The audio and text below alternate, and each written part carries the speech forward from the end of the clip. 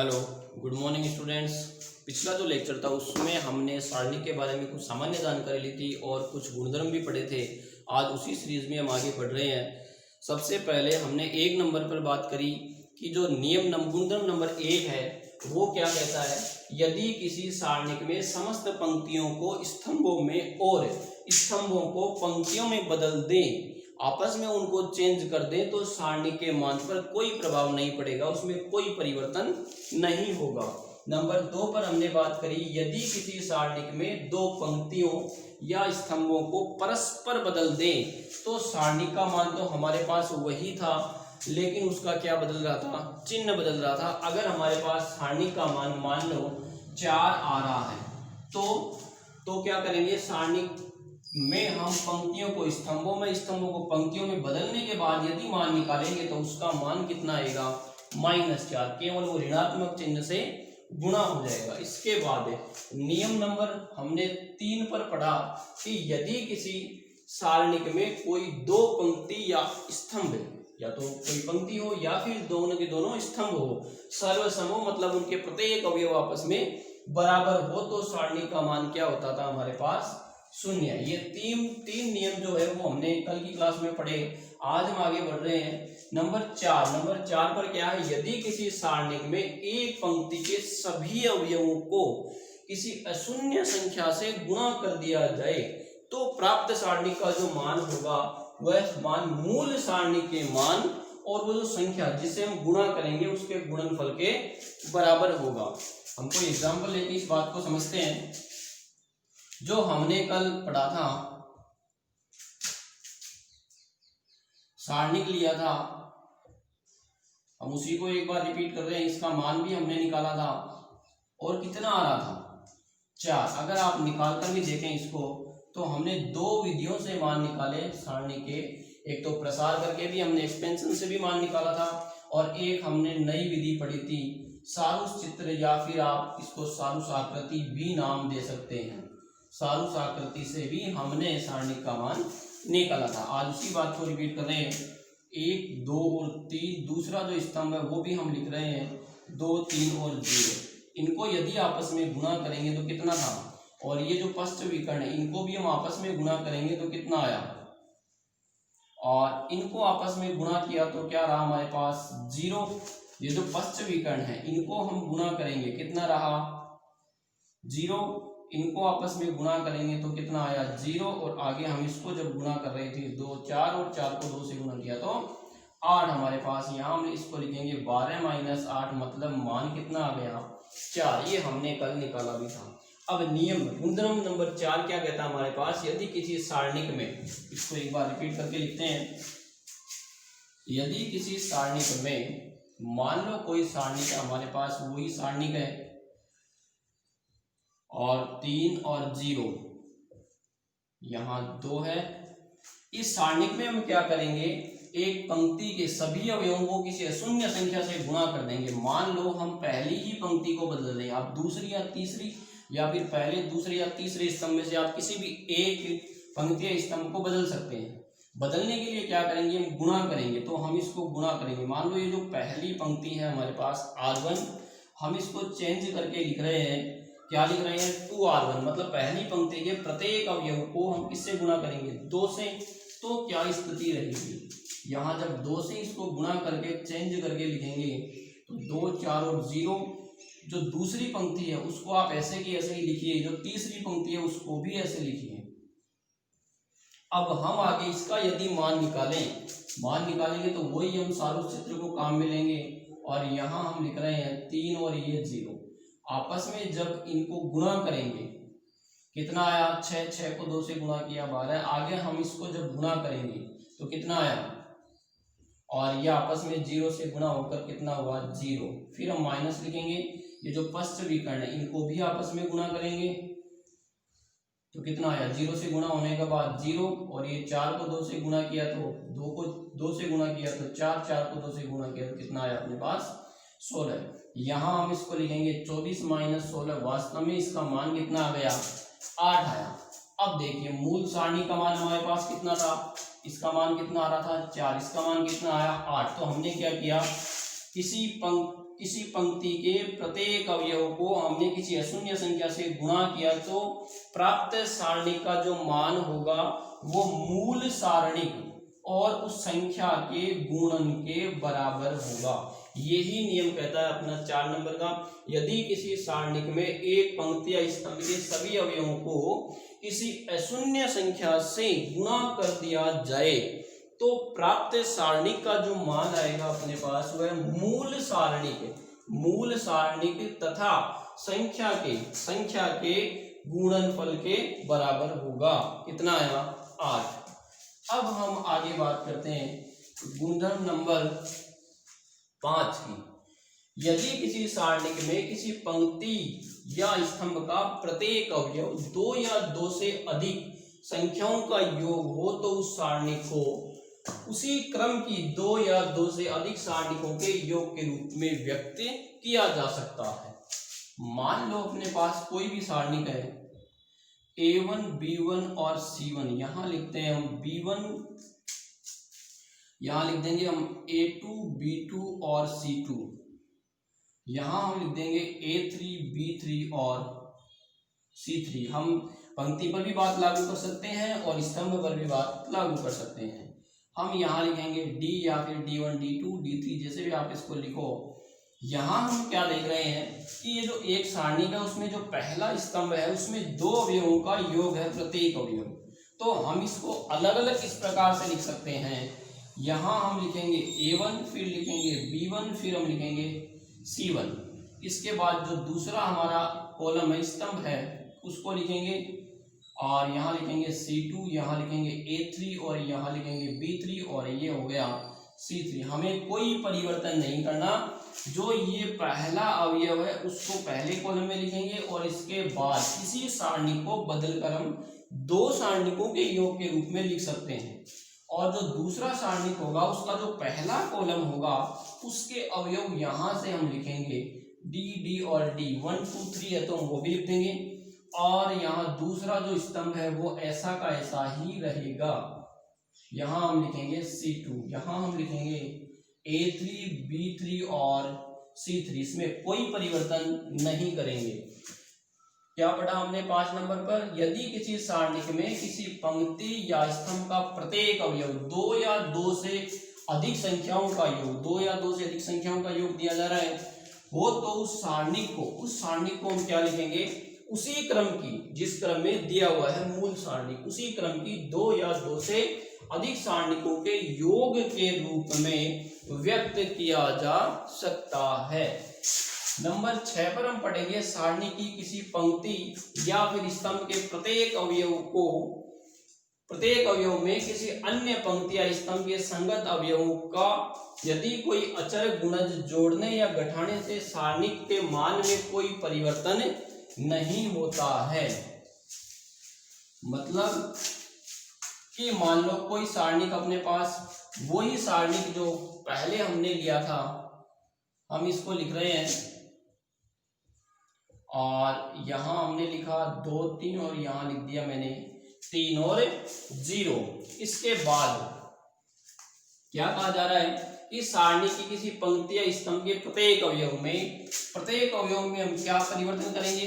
किसी अन्य पंक्ति या स्तंभ के संगत अवयवों का कोई भी अगर हमें अचर गुणज जोड़ना है, जिस प्रकार देखेंगे कि ये जो है अचर गुणज, मतलब मान लो ये जो R1 पंक्ति है हमारे पास, R1 जो पंक्ति है उसको हम परिवर्तित करके लिखें।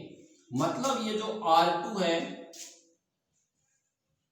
उसको 2 से 3 से 4 से जिस भी संख्या से आवश्यकता के अनुसार हम गुणा करके यदि लिखें तो यहाँ मतलब क्या कहता है, सारणी की किसी पंक्ति के प्रत्येक अवयव में हमें परिवर्तन करना है। किसी अन्य पंक्ति की जगह हमने क्या किया, R2 को लिया। अन्य पंक्ति के संगत अवयव होने चाहिए। मतलब हम 1 में 2 को जोड़ने जा रहे हैं, गुणा करने जा रहे हैं। 2 में हम 3 को 0 के साथ हम 1 को परिवर्तित करेंगे। ये संगत अवयवों का कोई अचर गुणज जोड़ो या घटाओ, अगर हम ये काम करेंगे तो सारणी के मान में कोई परिवर्तन नहीं होगा। हम आवश्यकता के अनुसार यहाँ कोई भी अचर गुणज को जोड़ या फिर घटा सकते हैं। देखिए उदाहरण लेकर हम इसको सिद्ध करते हैं।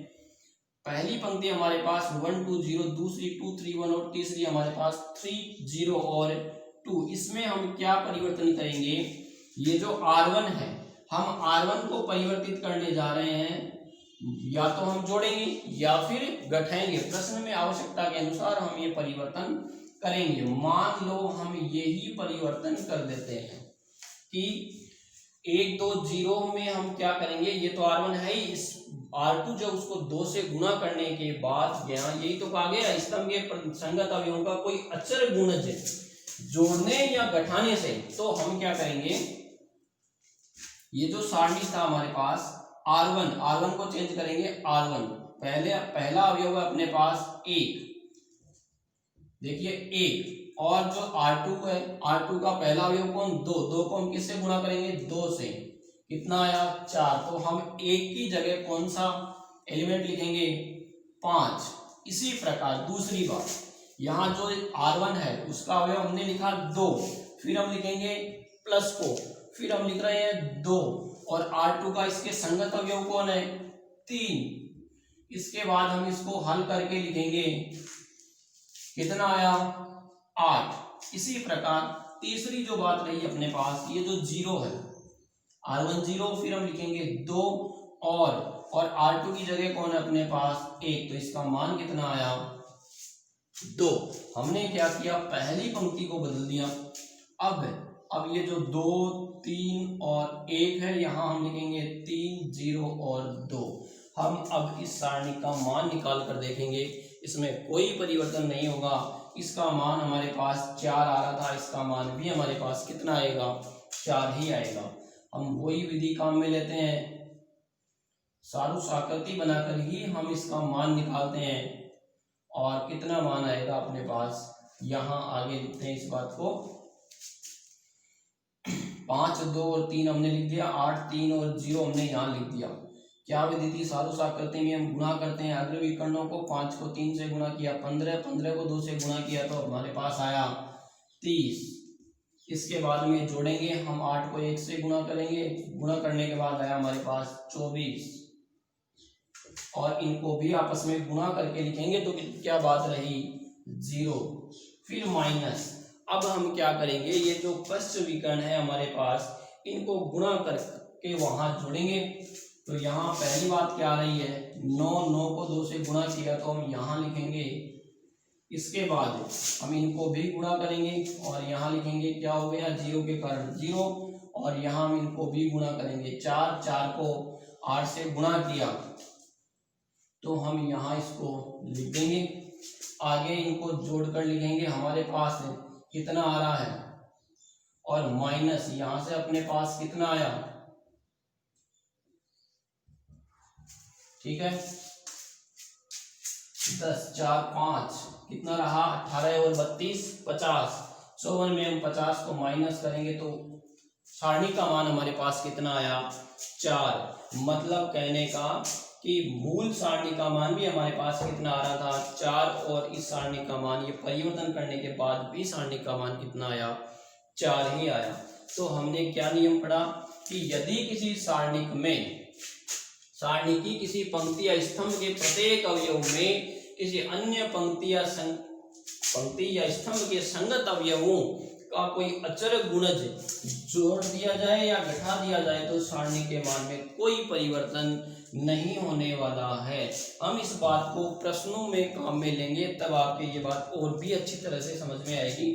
इसके बाद हम बात करते हैं अगले गुणधर्म की। क्या कहता है नंबर 7 पे, सारणी की किसी पंक्ति या स्तंभ के अवयवों का किसी अन्य पंक्ति या स्तंभ के संगत सहखंडों से गुणा करने पर प्राप्त सारणी का योग 0 होता है। आपको अगर पता हो तो हमने पिछली क्लास में क्या पढ़ा था कि किसी भी सारणी का हमें अगर मान निकालना है, मान लो कोई सारणी है ए, उसका हमें मान निकालना है, डिटर्मिनेंट्स ऑफ ए से हम इसको लिखेंगे। तो हमने पढ़ा था कि कोई भी अवयव है, मान लो पहली पंक्ति के अवयव ही है, तो पहली पंक्ति के अवयव है तो हम पहली पंक्ति के ही क्या निकालेंगे, सहखंड निकालेंगे, और पहली पंक्ति के जो सहखंड होंगे उनको हम आपस में इस प्रकार से इन अवयवों से गुणा करेंगे और यहाँ लिखेंगे 1 3। तो ये जो मान होगा वो सारणी के मान के बराबर होगा। लेकिन जरूरी ये बात थी यहाँ क्या कि वो जो अवयव है वो उसके संगत सहखंडों से गुणा होने के बाद क्या करना है, हमें जोड़ना है।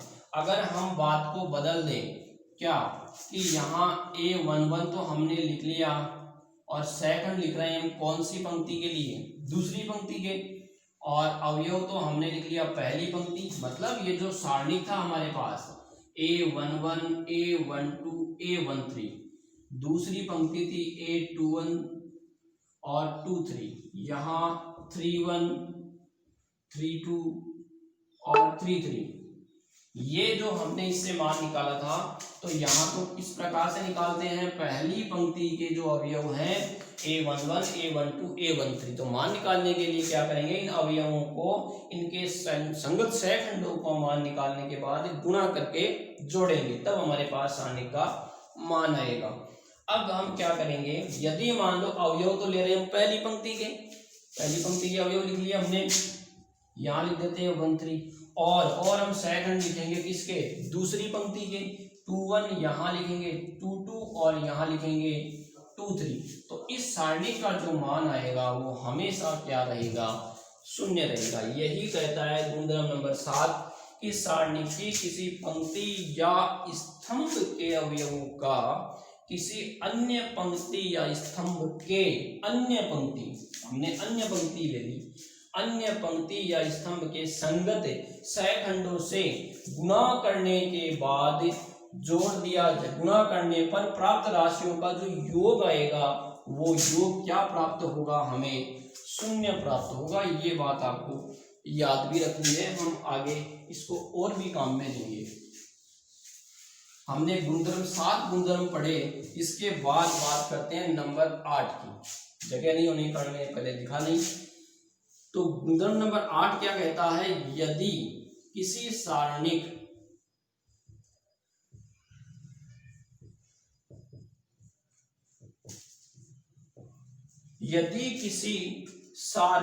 में पंक्ति या स्तंभ के सभी अवयव शून्य हो तो सारणी का जो मान होगा वो हमें कितना प्राप्त होता है, शून्य। किस प्रकार से हम लिखेंगे, यदि किसी सारणी में पंक्ति या स्तंभ के यदि सभी अवयव शून्य हैं तो सारणी का मान हम बिना हल किए कह देंगे क्या होगा।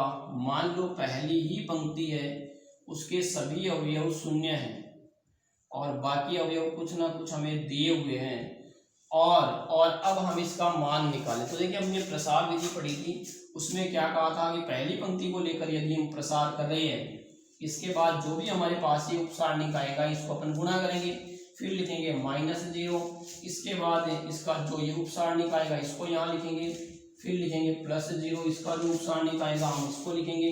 लेकिन वो जो भी उपसारणी के से हम मान निकालेंगे वो सभी 0 से गुणा होने के बाद क्या हो जाएगा, शून्य हो जाएगा। इसलिए हम बिना हल किए सीधे ही कह देंगे क्या कि यदि किसी सारणी में पंक्ति या स्तंभ के सभी अवयव यदि शून्य होते हैं तो उस सारणी का मान स्वतः ही क्या होगा, शून्य प्राप्त होगा।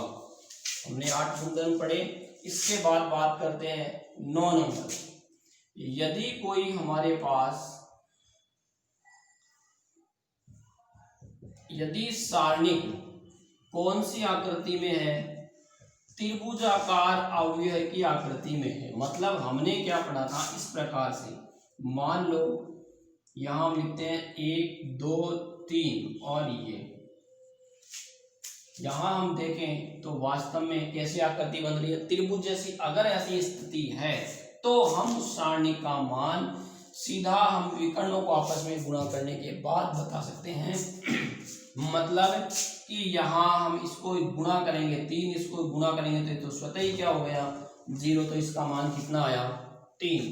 तो यदि कोई सारणिक त्रिभुजाकार आकृति के अंदर है, मान लो हम दूसरा सारणिक ले रहे हैं, 1 2 3 4 और 5 मैंने यहाँ लिखा, और ये कोई सारणिक है हमारे पास। अब हम क्या करें कि इसका मान निकालेंगे, तो हम ज्यादा मेहनत करने की बजाय सीधा ही क्या करेंगे, हम इन अग्र विकर्ण को गुणा करके ही सीधा इसका मान बता देंगे कि इसका मान कितना आया हमारे पास 24 आया। क्यों? यदि हम मान लो इसका प्रसार भी करें तो पहले स्तंभ को लेकर प्रसार करेंगे। एक बात का आप और ध्यान रखेंगे कि सारणिक में जिस पंक्ति या फिर जिस स्तंभ में सबसे ज्यादा यदि शून्य है तो हम उसी पंक्ति या फिर उसी स्तंभ का प्रसार करेंगे जिसमें सबसे ज्यादा शून्य है। मतलब कहने का कि यदि मान लो हम पहले स्तंभ को लेकर ही प्रसार करें, चिन्ह आपको याद है plus minus plus minus plus minus और प्लस माइनस प्लस, तो यहाँ प्लस चिन्ह काम मिलेंगे, यहाँ माइनस, फिर वापस यहाँ कौन सा चिन्ह काम मिलेंगे प्लस का। तो जब सबसे पहले प्रसार करेंगे तो यहाँ 1 लिखेंगे, फिर इसका जो भी सारणिक आएगा उससे गुणा करेंगे, इसके बाद अवयव का नंबर आएगा 0, इसके बाद इस 0 को हम लिखेंगे और यहाँ प्रसार करेंगे। ये सारी संख्या किससे गुणा होगी, शून्य से गुणा होगी, तो ये सारा ही मान आगे वाला क्या हो जाएगा शून्य हो जाएगा। तो सबसे पहले जो हमें प्राप्त हुआ वही क्या होगा, उस सारणी का मान प्राप्त होगा। तो नियम नंबर गुणधर्म नंबर 9 पे क्या पढ़ा हमने, यदि किसी कोई भी सारणी त्रिभुजाकार आकृति के अंदर हमें दिया हुआ है तो हम क्या करेंगे, सीधे इसको विकर्ण से गुणा करने के बाद सीधा इसका मान बता देंगे। अब आगे एक नियम और बच जाता है, वो मैं आपको बता देता हूं। नंबर 10 हमें क्या कहता है कि यदि कोई सारणिक है, मान लो यदि कोई सारणिक में अक्ष के बहुपद हैं, अक्ष के क्या हो बहुपद, और यदि अक्ष के बहुपद है और यदि अक्ष की जगह कोई राशि या फिर कोई मान लिखने पर